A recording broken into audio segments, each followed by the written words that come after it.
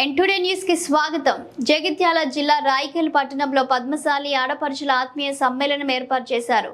దీనికి ముఖ్య అతిథిగా జగిత్యాల మున్సిపల్ చైర్పర్సన్ శ్రీమతి అడ్వల జ్యోతి మరియు శ్రీమతి షరిస్మా పాల్గొన్నారు. ఇందులో భాగంగా శ్రీమతి జ్యోతి మాట్లాడుతూ కాంగ్రెస్ పార్టీ చేసిన అభివృద్ధి మరియు జీవన్ రెడ్డి చేసిన అభివృద్ధి గురించి మాట్లాడుతూ పద్మశాలి కుల బంధువులు మరియు ఆడపడుచులందరూ ఏకమై నిజామాబాద్ పార్లమెంట్ అభ్యర్థి తటిపర్తి జీవన్ రెడ్డిని అత్యధిక మెజారిటీతో గెలిపించాలని కోరారు. ఈ కార్యక్రమంలో రాయకల్ పట్టణ అధ్యక్షుడు మేకల రమేష్, రాయకల్ మహిళా పట్టణ అధ్యక్షురాలు తాటిపాముల మమత, అనురాధ, రవి, శివ, నరేష్, రఘు, సాయి, మధు తదితరులు పాల్గొన్నారు.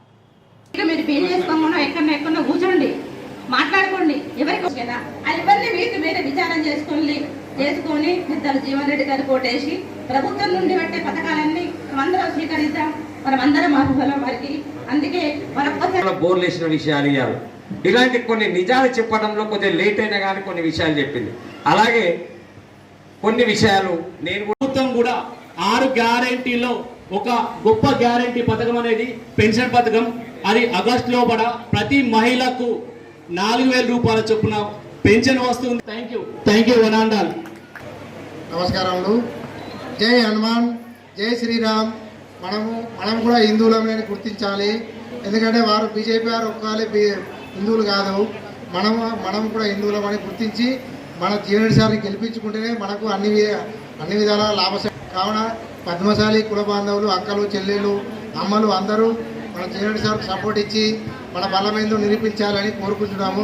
మన జీవన్ సారు మన అధికారంలో ఉంటే ముందుగా గుర్తించేది మన పద్మశాలిలనే. ఒకటి మన మీరు ఎప్పుడు ముంగటికి వస్తారు, ఇంకా అందరు ముందర రావాలి. మీకు ఎన్నో సగం పదవులన్నీ మీకే ఉన్నాయి. మన నినాదం అనేది ఐక్యంగా ఉండాలంటే మనం అంతా లగాచి మాట్లాడాలా. ఇంకా అంటలేరు. ఒక్క మాట ఒక్కసారి లగాచారు మీ దండం పెడతాం. మీ దయగలి జై పద్మశాలి. ఈ విషయాలు నేను కూడా మీ ముందుంచడానికి అధ్యక్ష పదవిని అప్పచెప్పిందంటే నిజంగా మనం ఆనందించాల్సిన విషయమే. ఎందుకు మనకంటే వేరే వాళ్ళు చాలా మంది వేరే కులాల వాళ్ళు ఉన్నారు. అయినా బాబు నువ్వు పని చేస్తున్నావు, నువ్వు చెయ్యు అని చెప్పి ఆ పద్మశాలి ముద్దుబిడ్డగా నాకు ఒక పార్టీ అధ్యక్షతను అప్పచెప్పిండు. పార్టీ అధ్యక్షత అంటే ఏంటో తెలుసా? ఈ రాయకల్లో ఉన్న 25,000 జనాన్ని నువ్వు చూసుకో, వాళ్ళకున్న కష్టాన్ని కానీ ఏది ఉన్నా కానీ నువ్వు నా తరఫున నువ్వు చెయ్యాలి అని చెప్పి నన్ను మీ అందరి ముందర నన్ను నిలుచుని పెట్టి మీరు సేవ చేయాలి బాబు అని చెప్పి ఒక పద్మశాలి ముద్దుబిడ్డగా నాకు బాధ్యతలు ఇచ్చింది. చాలా మంది కూడా నేను పద్మశాలి మీ అందరికీ తెలుసు. నేను చాలా మంది సేవ చేసిన తప్ప ఎక్కడ కూడా రూపాయి మనం ఆశించిన ఆనవాళ్ళు లేవు. మీ ఇళ్లకు కానీ మీరు కట్టుకుంటే ఇళ్ల విషయంలో, పెన్షన్ల విషయంలో, చేనేత పెన్షన్ల విషయంలో, ఆడబిడ్డలకు ఒంటరి మహిళల విషయంలో, మన ఏది బీడీపీ విషయాలలో కూడా ఒక 1,500 మీ అందరికి సేవ చేయడానికి నేను రియల్లీ చెప్తున్నా. అంటే మరొక అవకాశం నాకు కౌన్సిలర్గా నిల్చుని పెడితే నా భార్యను కౌన్సిలర్ చేయడం అనేది కూడా నేను ఆనందించగలను. ఇది ఆ జీవన్ రెడ్డి గారి చొరవతోనే. ఈరోజు అదే మన తాట్పాల విశ్వనాథం గారు ఇవన్నీ చూసి పార్టీలోకి వచ్చారు. అదే ఇంతకుముందే చెప్పాను, హనుమాన్ టెంపుల్ చైర్మన్ ఎంతో మంది చేస్తుంటే మన పద్మశాలికే ఇచ్చారు. ఇప్పుడు పెద్దగా చెప్పాలంటే జగిత్యాల అట్లాగే అక్కడి నుంచి వచ్చిన మా ఆడపడుచులందరికీ హృదయపూర్వక నమస్కారాలు తెలియజేస్తూ, అట్లాగే నా కుల బాంధవ్యులందరికీ పాదాభివందనాలు చేసుకుంటున్నాను. జై మార్కండేయ.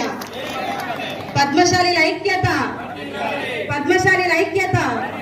ఎవరు చెప్తలేరు మరి, అందరు చెప్పాలి. ఇవాళ మీ ఆడబిడ్డగా, మీ ఇంటి బిడ్డగా నేను ఇక్కడికి వచ్చి మాట్లాడుతున్నానంటే మీ అందరి కళ్ళల్లో నేను సంతోషం చూస్తున్నా. ఇవాళ నేను ఈ స్థాయిలో ఇక్కడ ఉన్నానంటే దానికి కారణం జీవన్ అన్న. మరి నేను ఒక చిన్నగా చెప్తా, మీరు అందరు వినాలి ఓపికగా. ఒక వ్యక్తి ఎలాంటి వాడు అని అంటే తన స్వార్థం కోసం ఎప్పుడు పనిచేయలేదు. కేవలం ఆయనకున్న ఒకే ఒక స్వార్థం, నేను ప్రజల కోసం పనిచేయాలి. ఈ ఉన్న జీవితం ఏదైతే ఉందో నేను కేవలం ప్రజల కోసం. ఏనాడు కూడా కుటుంబాన్ని పట్టించుకోలేదు. ఏనాడు కూడా ఆయన జీవితాన్ని ఆయన లెక్క చేయలేదు. ఆయనకు 2 సార్లు ఇక్కడ సర్జరీ అయింది. 2 సార్లు మోకాళ్ళ చిప్పలు కూడా చేంజ్ చేసుకున్నారు. అయినా కూడా మన కోసం తిరుగుతున్నారు.